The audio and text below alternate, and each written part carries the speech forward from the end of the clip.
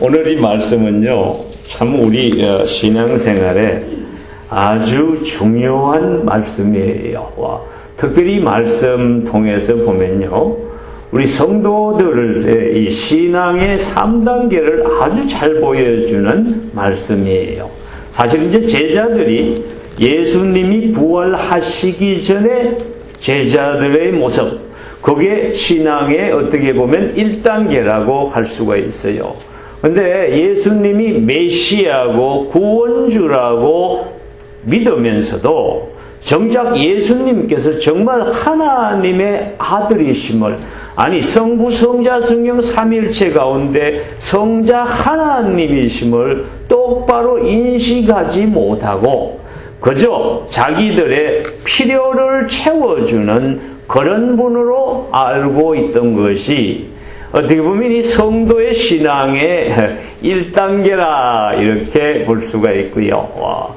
오늘 보시는데 이 40일간 예수님이 부활하시고 나서 40일간 제자들과 함께 계시면서 하나님의 나라의 일을 가르치신 이 기간, 이때는 이제 예수님이 하나님의 능력으로 부활하신 것을 이 사람들이 친히 목격하고 체험을 했잖아요. 그래서 예수님이 하나님의 아들이심을 이제는 확신하는 믿음은 섰어요. 그러나 아직도 부족한 부분이 오늘 말씀 가운데 두 가지로 나옵니다.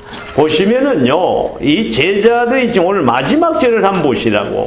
이 설교 제목을 그래서 갈릴리 사람들아 어찌하여 이렇게 했는데, 여기서 갈릴리 사람들아 이 말씀을 하시는 이유는 이 12제자는 여러분 아시는 대로 전부 갈릴리에서 고기 잡던 제자들, 거기서 또 세금을 걷던 제자, 이런 사람들이에요. 그래서 갈릴리 사람들아 이 말은 곧 제자들아 혹은 성도들아 이렇게 말씀하실 수가 있어요. 그래서 어찌하여 서서 하늘을 쳐다보나, 나는 이걸 약간 바꾸어서 어찌하여 서서 하늘만 쳐다보느냐 이 하더라 이 말이에요. 그러면서 하시는 말씀이, 이건 이제 천사들의 말이죠. 너희 가운데서 하늘로 올려주신 이 예수는 하늘로 가시면 본 그대로 오시리라 하였느니라. 이 제자들이 예수님이 십자가에 달려 들어가시고 엄청난 슬픔과 낙담과 절망 가운데 빠져 있다가 주님이 부활하셔서 나타나셨을 적에 이 제자들의 마음이 어땠을까요? 슬픔 대신 희락을, 절망 대신 소망을, 막 엄청난 행복에 겨워서 제자들이 꿈같은 40일을 보냈을 것 같아요.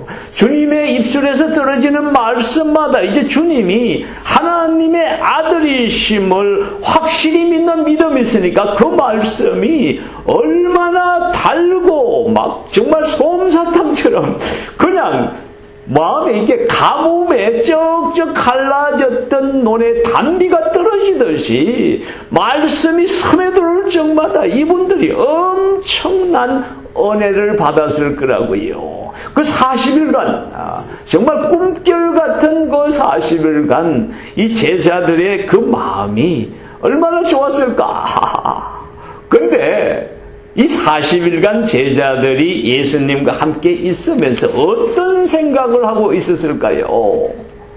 우리 예수님이 부활하신 하나님의 권능을 가지신 이 예수님이 영원히 자기들과 함께 있으면서 자기들 욕심대로 이스라엘 나라를 회복하고 자기들 출세길은 따놓은 당상이라는 이 착각을 하고 있었던 거예요. 그런데 예수님이 하늘 올라가니까 큰일 났어. 지금까지 붙잡고 있더니 막 튼튼한 이 동아줄이 이게 썩을 새끼처럼 그냥 얼마나 허망해서 하늘만 쳐다보고 웃잘고 하고 있는 그런 모습이에요. 이게 바로 신앙의 두 번째 단계예요. 아직도 예수님이 다 있고 스스로 설라고 그러지 않는 자 홀로 서기 하지 않고 그저 어타하고 이제 의존적으로만 신앙생활을 하려는 그런 우리 지난주에 우리 목사님 말씀하신 대로 목자의 입장이 아니라 양의 입장에만 계속 먹여주는 거 먹고 물 주면 물 주고 배부르면 그냥 똥 따시니까 자고 편안하게 안주하려는 그 단계가 제자들의 두 번째 신앙의 단계예요. 그러나 업그레이드는 되긴 된 거예요. 예수님이 누구신지 확실히 아니까 나는 이거 보면서 말이에요. 이게 과연 제자들의 모습뿐일까? 오늘날 우리 교회가 이런 함정에 아직도 빠지지 않았는가 생각을 하게 돼요. 예수님 믿는다고 정말 예수 믿고 구원받고 엄청 기쁘고 자기들끼리 모여서 예배 드리고 말씀 공부하고 교회 안에서 안주는 하는데 그 다음 단계로 나아가지를 않으려고 그러는 거예요. 지난주 목사님 말씀에 의하면은 목자에 이제 자기가 나가서 하는 걸 안 하려고 그래요.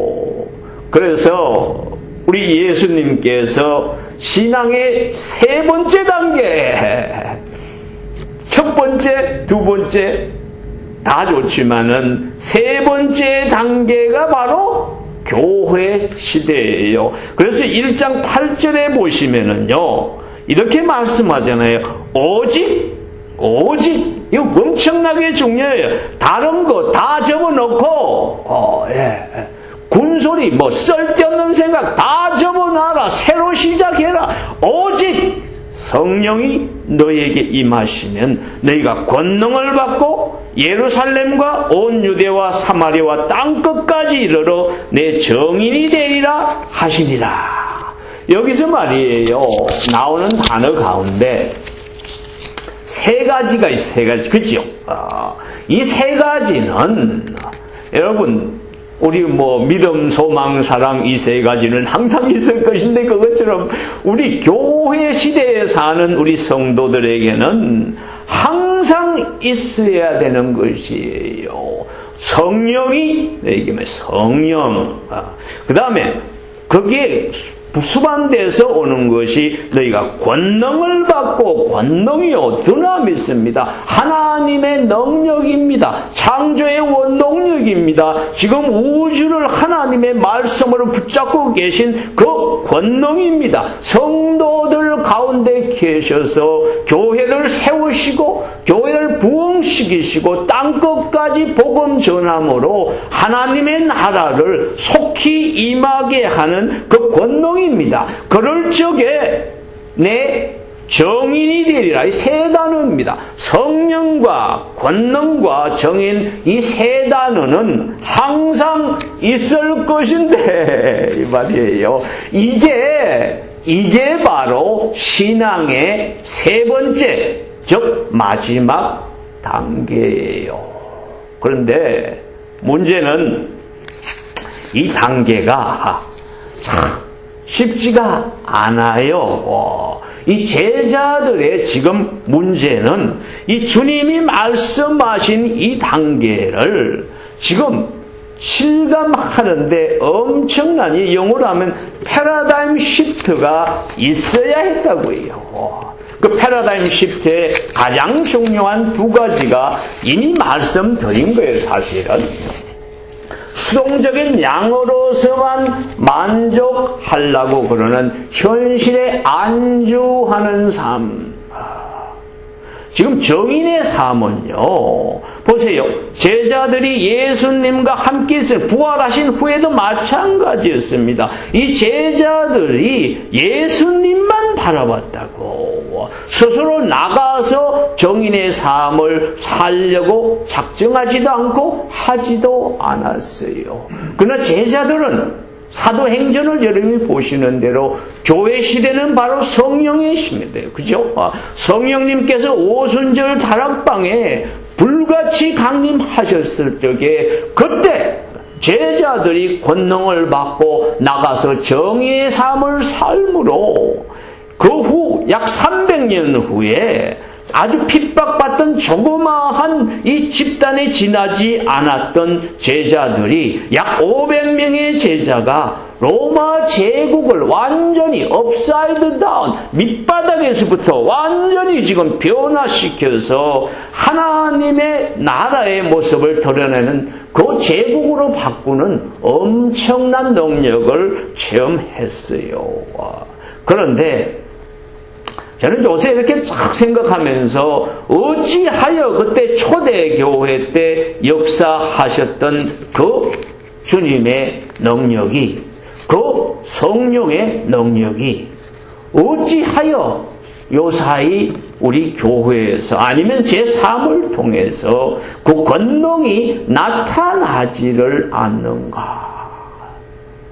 그 대답이 말이에요. 그렇게 멀리 있는 것도 아니에요. 교회가 모이기만 하면은 왜 싸움박질만 하고 분란이 그치지 않는가? 왜 교회가 세상 가운데서 손가락질 당하는 이 황당한 꼴을 교회가 당하고 있는가? 불신자들의 입술에서 교회를 보는 눈이 어찌하여 세상보다 못한 그런 교회가 됐는가? 왜 능력이 나타나지 않는가? 아주 그 근본적인 이유가 나는 여기 있다고 봅니다. 보세요. 너희가 권능을 받고, 그죠? 성령이 너에게 임하시면 너희가 권능을 받고 예루살렘과 온 유대와 사마리아 땅끝까지 이르러 내 정인이 되리라 하셨거든. 이 권능과 정의는 같이 가는 겁니다.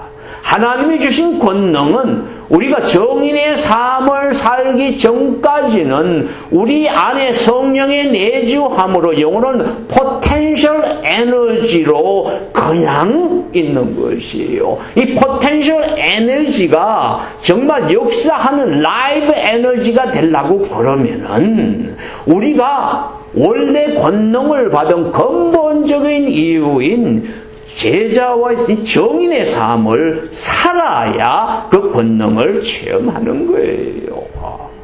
신앙생활을 하시면서 여러분들 마음에 참 교회에 오는 게 답답하게 느끼실 때가 많이 있을 거예요. 예배를 드리면서도 뭔가 부족한 거를 마음속에 느끼실 거예요. 내 삶 가운데 신앙생활을 하기는 하는데 이게 지금 왜 능력이 없고 아주 무기력하고 이런 마음이 들 때가 있을 거예요. 그 모든 것의 원인은 정인의 삶을 살지 않기 때문이에요.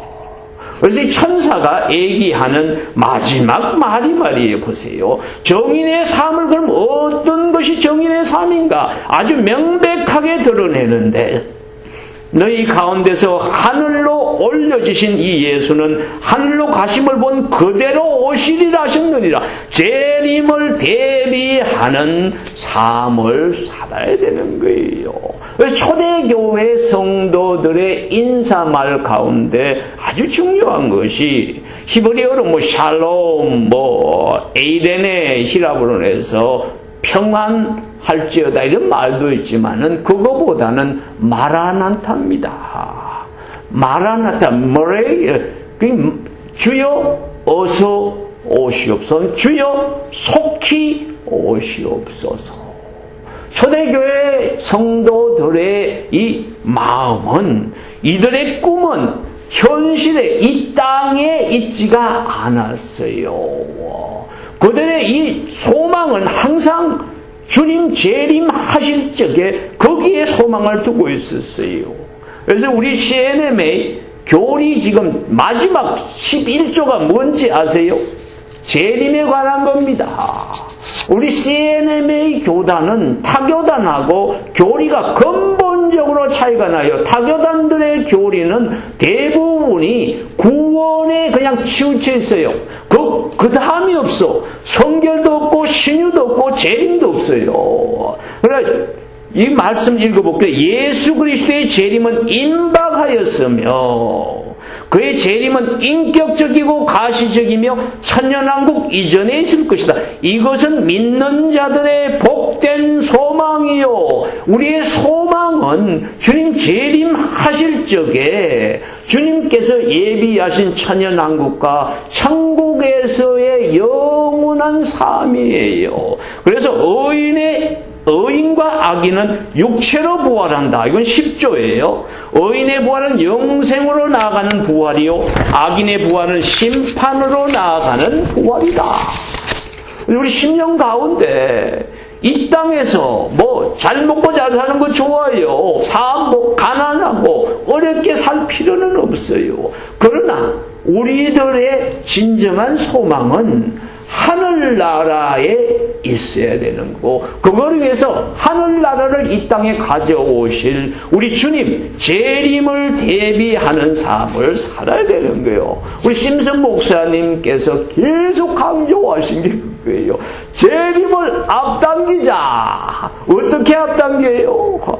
이 천국 복음이 땅끝까지 전해지리니 그제야 끝이 오리라. 무슨 말씀이냐 하면은 마태복음 24장 14절의 이 말씀은 예수님의 재림은 복음이 땅끝까지 전해지면은 주님 재림한다 이거지요. 그래서 오늘 1장 8절의 말씀대로 예루살렘과 온 유대와 사마리아와 땅끝까지 이르러 내 정인이 되리라.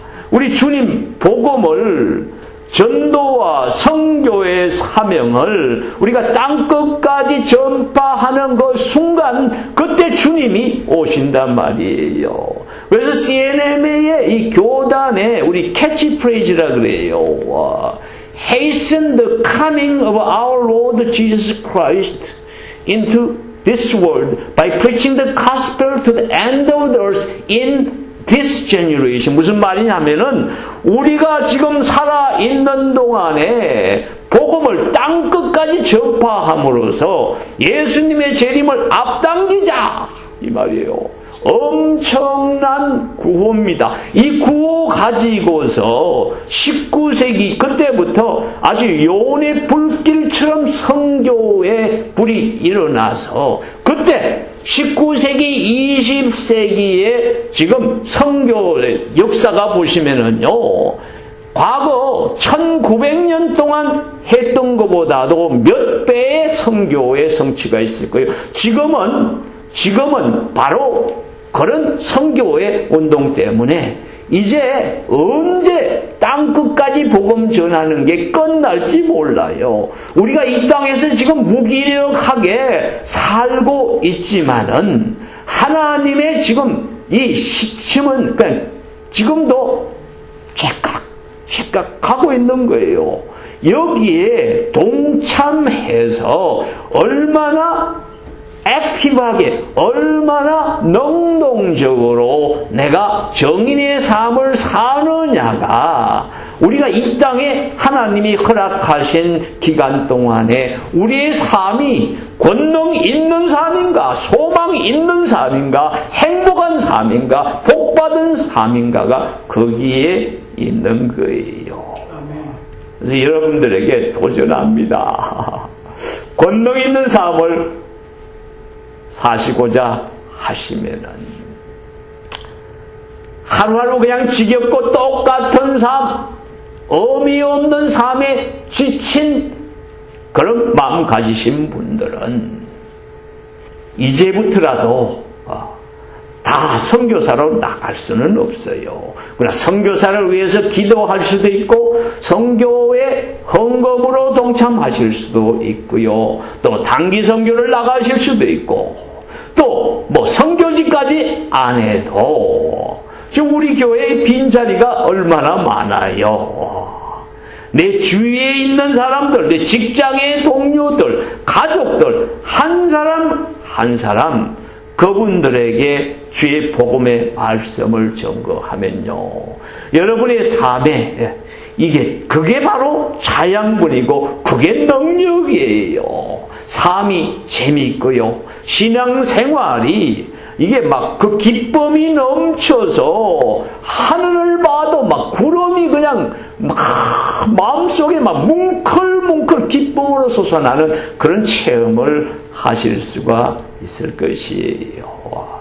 그러면은 올해는 제가 이 강단에 설정마다 강조하는데 올해는 이 자리를 채우는데 내가 최소한 한 명의 영혼은 인도하리라. 이렇게 결심하시고 오늘 삶 가운데서 한번 실천해 보시기 바래요. 그리고 선교지를 위해서 기도하시고 기회가 나면은 단기 선교에도 한번 동참해 보세요. 저는 그동안에 중국하고 몽골에 주로 가서 한 번 가면은 그건 한 달 정도 있습니다. 거기에 있는 영혼들을 제가 직접 전도는 못해도 그 지금 선교사님이 전도한 그 성도들에게 가서 신학교육을 시켜서 그분들이 교회를 개척해서 예배드리고 인도할 수 있도록 지도자 훈련을 계속해 왔는데요.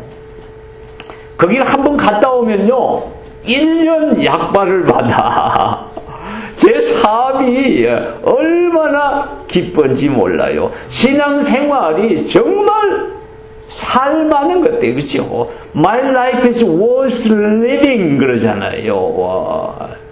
지금 주님의 부활의 권능을 체험합니다. 성결지 갈 적마다요. 여기서는 안 일어나던 신유가 막 일어나요. 손얹고 기도할 적마다 하나님이 역사합니다. 비 안 오는데 기도하면 비가 쏟아집니다. 하나님의 권능은요. 그래서 정인의 삶을 살 적에 나타나요. 여러분 모두가 이런 체험을 하시기를 우리 주님 이름으로 축원합니다. 함께 기도하겠습니다. 아버지 하나님 감사합니다. 신앙생활에 이 세 가지 단계를 저희들이 눈으로 보면서 아직도 저희의 모습이 두 번째 단계에 머물고 있음을 실감합니다. 아직도 양의 모습 가지고 스스로 나아가서 정인의 삶을 살지 못한 것 주님 용서해 주옵시고 아직도 우리의 마음이 꿈이 천국에 있지 아니하고 이 땅의 영화에 있었음을 주님 용서하여 주시옵소서. 주여 주님의 권능을 체험하기를 원합니다. 정인의 삶을 살기를 원합니다. 무엇보다도 우리 주위에 있는 영혼들 한 영혼이라도 우리 성전에 인도해서 주의 집을 채우고 이들을 통해서 하나님의 선교의 꿈이 이루어지도록 저희가 이바지하기를 원합니다. 선교지를 위해서 선교사님들을 위해서 기도로 선교에 동참하기를 원합니다. 선교 헌금으로 대사명 헌금으로 또 주의 선교의 사역에 동참하기를 원합니다. 저희에게 넉넉한 마음을 허락하시고 진취적인 선교의 마음을 허락하셔서 저희의 작은 꿈이 능력을 통해 이루어지도록 저희를 축복하여 주시옵소서. 모든 것 감사하오며 우리 주님 예수님 이름으로 간절히 축복하며 기도하였습니다. 아멘. 감사합니다.